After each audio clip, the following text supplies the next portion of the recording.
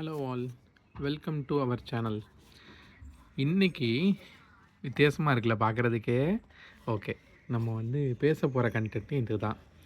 நார்மலாக வெள்ளையாக இருக்க கல்லை ப்ளூ கலரில் மாற்றுறது எப்படி, இதை தான் நம்ம பார்க்க போகிறோம்.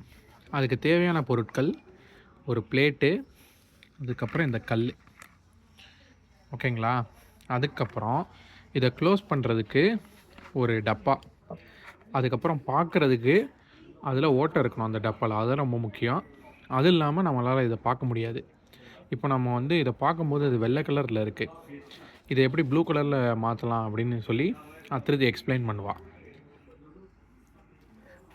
ஹலோ அத்ருதி. இது இது இந்த ஃப்ளவர்ஸ் வைக்கிற நான் இந்த பேப்பரில் ஓட்டை பண்ணி சும்மா வச்சுருக்கேன். இதுதான் க்ளோஸ் பண்ணுறது. இது பின்னாடி ஓட்டை இருக்குது, ஸோ தட் நம்மளால் பார்க்க முடியும். என்ன பண்ணுற திருத்தி? க்ளோஸ் பண்ணால்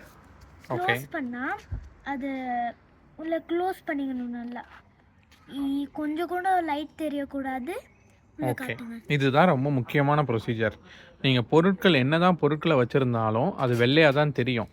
ஆனால் நம்ம ஒரு ஸ்டெப் பண்ணுறது மூலியமாக அது ப்ளூ கலரில் தெரியும். அது என்னன்னா க்ளோஸ் பண்ணுறது. நீங்கள் க்ளோஸ் பண்ணி உள்ளே எந்த லைட்டுமே வராமல் நீங்கள் தடுக்கணும். அப்படி தடுத்திங்கன்னா அது ப்ளூ கலர் ஆயிரும். எங்கே பண்ண திருத்தி?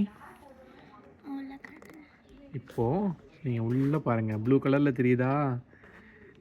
நைஸில் பாருங்கள், இன்னும் ப்ளூ கலரில் தெரியும். வாவ், இதுதான் க்ளோயிங் ஸ்டோன். இது எல்லா இடத்துலையும் கிடைக்காது. ஆனால் இந்த க்ளோயிங் ஸ்டோன் விற்கிற கடையில் மட்டும்தான் அது கிடைக்கும். Okay, bye, tata, see you.